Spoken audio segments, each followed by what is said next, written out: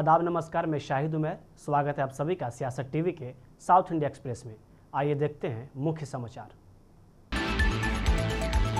तेलंगाना सरकार का व्यापक सामाजिक, आर्थिक, रोजगार, राजनीतिक और जातिगत सर्वे जो कांग्रेस नेता राहुल गांधी का चुनावी वादा था, आज से शुरू हो गया। सरकार ने सर्वे करने वाले कर्मचारियों को प्रशिक्षण दिया है, जो इस महीने के अंत तक समाप्त होने की संभावना है। जीएचएमसी कार्यालय में सर्वे की शुरुआत करने वाले राज्य के परिवहन मंत्री पुन्नम प्रभाकर ने नागरिकों से बिना किसी आशंका के गणनाकर्ताओं को जानकारी देने का आग्रह किया। जीएचएमसी के प्रभारी प्रभाकर ने कहा कि जानकारी गोपनीय रहेगी और सर्वे का उद्देश्य असमानताओं को दूर करना और सभी के लिए समान न्याय सुनिश्चित करना है। कांग्रेस नेता राहुल गांधी, जिन्होंने 5 नवंबर को जाति सर्वे पर तेलंगाना कांग्रेस द्वारा आयोजित एक बैठक में भाग लिया, कहा कि वह तेलंगाना में जाति जनगणना सुनिश्चित करने और राज्य को देश में जाति जनगणना के लिए एक मॉडल बनाने के लिए पूरी तरह प्रतिबद्ध है। उन्होंने कहा कि राज्य सरकार के जाति सर्वे में कुछ कमियां हो सकती हैं और इन्हें दूर किया जाएगा। तेलंगाना में जाति सर्वे पर राज्य के मंत्री पुन्नम प्रभाकर ने कहा कि यह देश में एक ऐतिहासिक निर्णय है, जिसकी शुरुआत तेलंगाना के हैदराबाद से की गई है। राज्य में घर घर सर्वे आज से शुरू हो गया है। एक बार डेटा एकत्रित हो जाए, उस डेटा पर शोध किया जाएगा। बाद में डेटा का उपयोग प्रभावी शासन के लिए किया जाएगा। मैं राज्य के लोगों से संबंधित लोगों को सभी आवश्यक जानकारी देने की अपील करता हूँ। देश की राजनीतिक कार्यक्रम में एक ऐतिहासिक फैसला आज हैदराबाद से शुरू हुआ। तेलंगाना सरकार के जरिए जो कैश सर्वे का कार्रवाई डिटेल फॉर्म एम्यूनरेटर्स को डिस्पैच करते हुए हर घर घूमने के लिए आज से काम शुरू हो गया। यह काम देश के लिए एक दिक्सूची बनेगा और पूरा डाटा आएगा। उसके बाद उसके ऊपर बैठ के रिसर्च करके जितने आबादी उतने हिस्सेदारी, जैसा जो हमारा नेता कहते हैं, उसी मुताबिक हम लोग आने वाला दिन में गवर्नमेंट सरकार चलाने के लिए ये डाटा का इस्तेमाल करेंगे। और हम ये ऐसी अच्छे मौके पे पूरा जनता को मुबारकबाद देता हूं और जनता से विज्ञप्ति भी करूंगा, आप जो हमारे सरकार की नौकर आपके पास आ रहे हैं एम्यूनरेटर के एक्शन पे, उसको मदद करो और इन्फॉर्मेशन पूरा दीजिए। सरकार आपसे इन्फॉर्मेशन ले रहे हैं, ये बहुत सीक्रेसी है, कोई ऐसी डरने की जरूरत नहीं है। राजनीतिक के लोगों को भटकाने की कोशिश करेंगे। मैं उन लोगों से भी विज्ञप्ति करता हूं, पहली बार देश में तेलंगाना सरकार एक ऐतिहासिक कार्यक्रम शुरू किया। आप लोगों की भी मदद दीजिए। जो पिछड़े वर्ग है, SC, ST, BC, माइनॉरिटीज का गुस्सा नहीं आए जैसा, उनको नाराज मत करो। उनका भी इस सोसाइटी में हक है, उनका हक मिले जैसा जो काम हो रहा है, उसको आप मदद करने के लिए हम सबको पूरा पॉलिटिकल पार्टी से विज्ञप्ति करते हैं और पूरा तेलंगाना जनता को पूरा इन्फॉर्मेशन देके ये सर्वे को सक्सेस करने के लिए हम पूरे लोगों को विज्ञप्ति करते हैं। देखो, पूरा तेलंगाना में 1,17,000 से ज़्यादा घर है, उनके लिए 97,000 एम्यूनरेटर्स डिसाइड किया है। कार्रवाई आज से शुरू हुआ। 9 तारीख से घर घर घूमने का होता और आज पूरा घर घूम के उसका घर को स्टिकर डालेंगे। अगर किसी के पास घर का स्टिकर नहीं आया, आपका नजदीक का ऑफिसर को फोन करके स्टिकर मंगा लीजिए और 9 तारीख से जो एम्यूनरेटर आपके पास आ रहे हैं उसको आपका इन्फॉर्मेशन दीजिए। अगर कहीं भी कुछ दिक्कत आए, आपका नजदीक का ऑफिस में आपका पता दीजिए, एम्यूनरेटर आपका घर को आएंगे और आपका इन्फॉर्मेशन लेके सरकार के उसमें दाखिल करेंगे।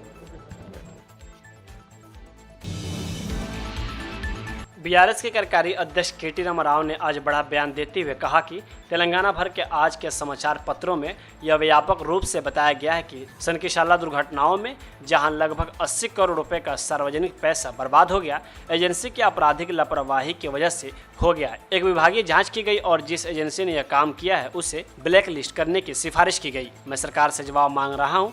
मैं उनसे पूछना चाहता हूँ, मेगा इंजीनियरिंग नामक इस कंपनी को आप कब ब्लैक लिस्ट कर रहे हैं? मैं इस बात का भी जवाब मांग रहा हूं कि इस कंपनी को सरकार द्वारा तरजीह क्यों दी जा रही है। रेवंत रेड्डी को इन निविदाओं को भी रद्द करने की जरूरत है, क्योंकि उनका अपना विभाग कह रहा है कि यह कंपनी इसके लायक नहीं है। मैं यह भी आरोप लगा रहा हूं कि अन्य कार्यों की संख्या में और बढ़ोतरी, जहां सरकार और इस एजेंसी के बीच कुछ गुप्त सौदे हो रहे हैं जो मीडिया में व्यापक रूप से रिपोर्ट की जा रही हैं। हम सरकार से कार्रवाई पारदर्शिता की मांग कर रहे हैं। हम उन्हें जवाबदेह ठहराएंगे।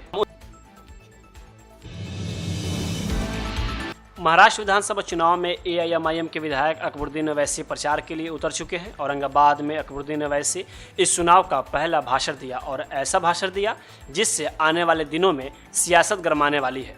दरअसल अकबरुद्दीन अवैसी ने अपने भाषण में एक बार फिर से 15 मिनट का जिक्र कर दिया है।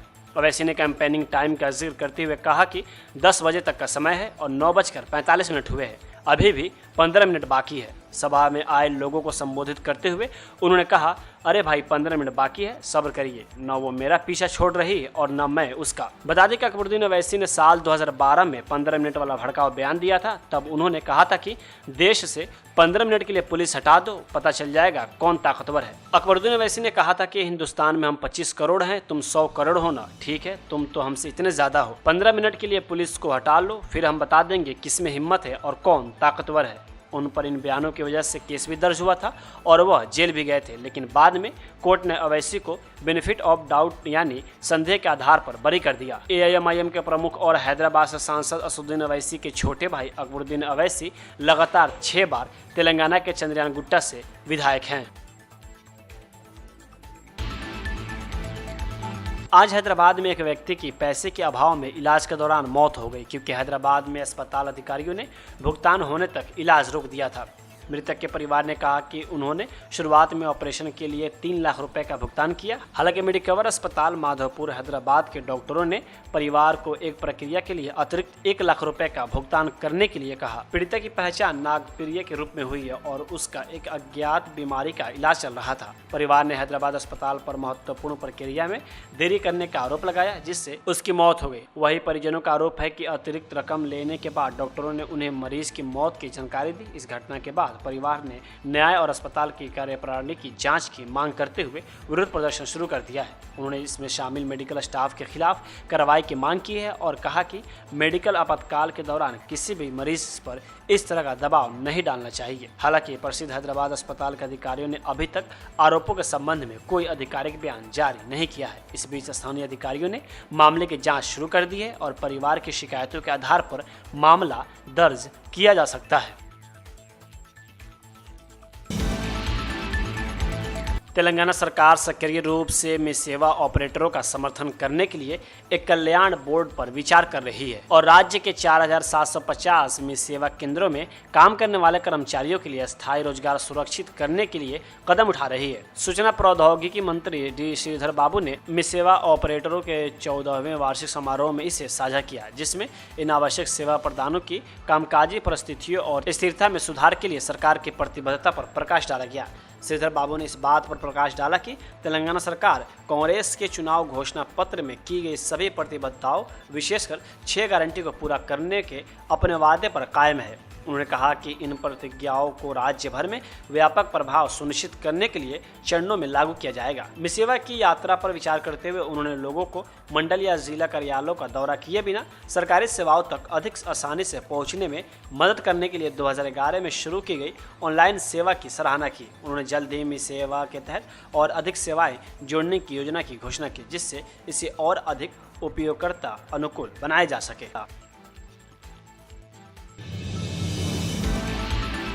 एसीबी ने राज्य में फार्मूला ई रेसिंग के प्रबंधन में बड़े पैमाने पर अनियमितताओं का खुलासा किया है। एसीबी के न्यूनतम अपडेट के अनुसार फार्मूला ई श्रृंखला के संगठन और संचालन के भीतर बड़े पैमाने पर भ्रष्टाचार की पहचान की गई है, जिसके कारण विस्तृत जांच की गई।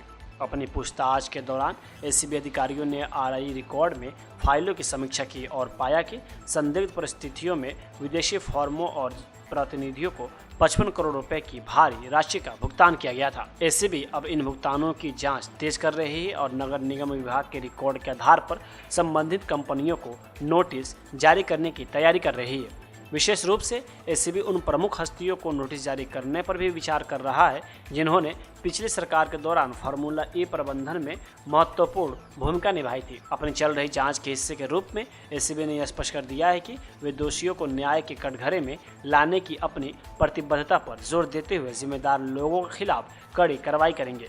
यह मामला अभी खत्म नहीं हुआ है और अधिकारियों ने संकेत दिया है कि जल्द ही अधिक विवरण सामने आएंगे। संभवतः इस रेसिंग घोटाले में अंतिम चरण से पहले कुछ तीखे मोड़ आ सकते हैं।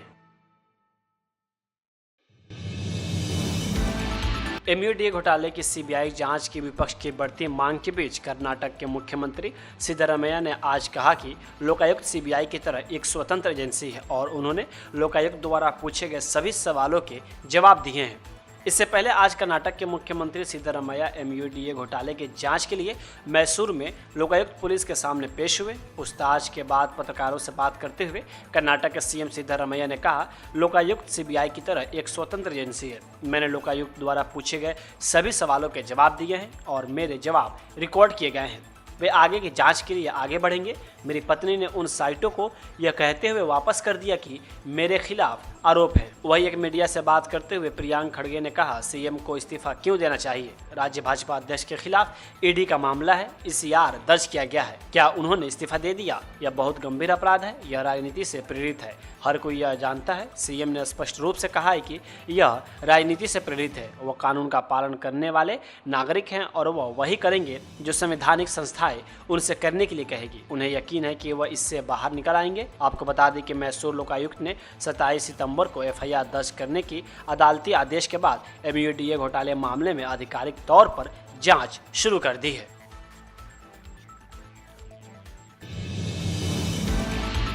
साउथ इंडिया एक्सप्रेस यहीं होता है समाप्त। मुझे दी इजाज़त। बाकी खबरों के लिए बने रहें सियासत टीवी के साथ।